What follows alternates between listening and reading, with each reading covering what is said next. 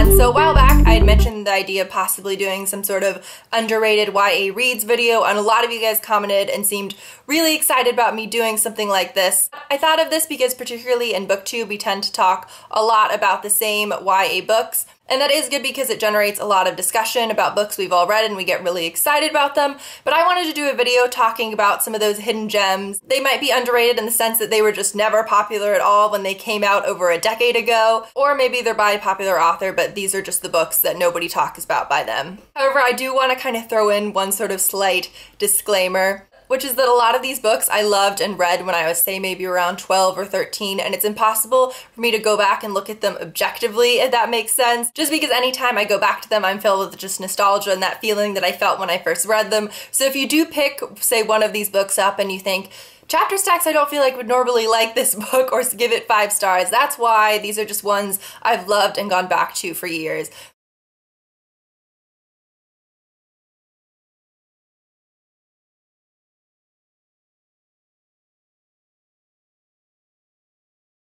The first book I want to talk about is The China Garden by Liz Berry. This came out in 1996, and this is also probably one of my favorite book covers of all time. The main character in this book is 17-year-old Claire, and she's a very grounded, sensible character who lives in England and ends up moving to a very small, quaint, very, very old English town during the summer. This book is really heavily focused on description of the area, and I think the little town and the garden in this book has kind of become this sort of magical quality onto itself. So just keep that in mind, because the first section of the book is a lot of description. For instance, you probably see these 2 characters on the front. There is a lot of romance in this book, and once it starts, it does happen quite quickly, but I just don't even care because I love the book so much.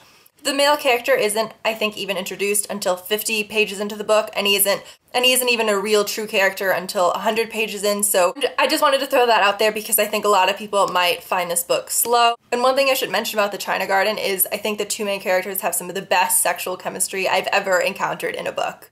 But this book just feels so mature and has this sort of gothic, mythical quality to it. It does deal a lot with mythology, just like the next book that I'll talk about, especially with the relationship between the 2 characters that comes out. Just the epitome of the type of book that I love during the summer, and I really hope you guys go ahead and check this out. The next book is 7 Tears into the Sea by Terri Farley, and my emotions towards this book are very similar to the ones I have for The China Garden, in the sense that I love the setting of this book. I think it takes place in either the coast of Northern California, Washington, Oregon, I'm not exactly sure, but a girl who actually reminds me a lot of the character in The China Garden moves out there during the summer to help her grandmother with her inn. She ends up meeting a guy, but there is more to the book than just that, and it deals with the mythology of selkies. If you don't know what a selkie is, it's a human who can turn into a seal and vice versa. I won't say if that's a literal aspect of the book or if it's just something that's mentioned and talked about, but now these books are going to take a very different turn, and I'm kind of embarrassed to show this cover of this book because it's kind of awkward looking, but this is Eyes of a Stranger by Sharon E. Hezel. I mentioned this in my favorite horror novels video, which I will link it down below. I did put that up during Halloween time last year. This is a very quick book. It's under 200 pages and it deals with a girl and a serial killer. The book is told from both of their points of view. It's one of the first books that really got me into horror and the whole idea of serial killers and just finding it really interesting. And this book goes a lot darker and more graphic than I think you would expect for it being a young adult book that's under 200 pages. It really goes there, and it's very, very creepy. So if you want just a really quick, fun serial killer read, I really recommend this. Next is Valiant by Holly Black, and I'm sure a lot of you guys recognize the name Holly Black, but I never hear anybody talk about Valiant. I've read a couple of her books, and this is personally my favorite. I've read Tithe. This does take place in the same book, but it's not necessarily a sequel. The main characters aren't the same. Love, love, love. The setting of this book is so badass. I think it takes place in like the sewers underneath New York City, I think it is. The main character ends up working with this troll goblin type guy as a way of getting out of kind of wrongdoing him earlier on in the book, but the whole book just feels very badass and it's just cool, and the relationship that develops I feel like is really different than what you normally see, and I just think no one does the fairy world better than Holly Black.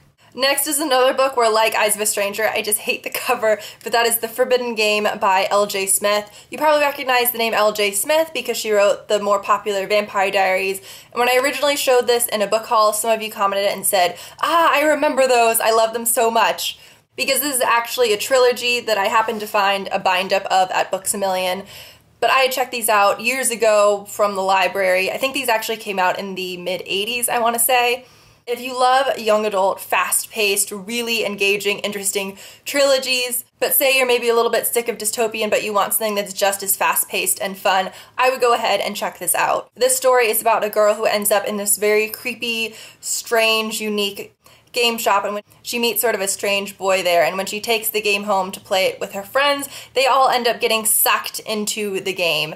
I won't say why it is that they're stuck in there, but basically if they don't win, they're gonna be stuck there forever, particularly the main girl, Jenny. That's actually just what happens in the first book. I have read all three, and I love the villain in this book, Julian, so much. He's one of my favorite villains of all time. And I do have to say, I did cry at the end of the third book, which I didn't expect, and I still feel a little pain in my heart when I think about what happens.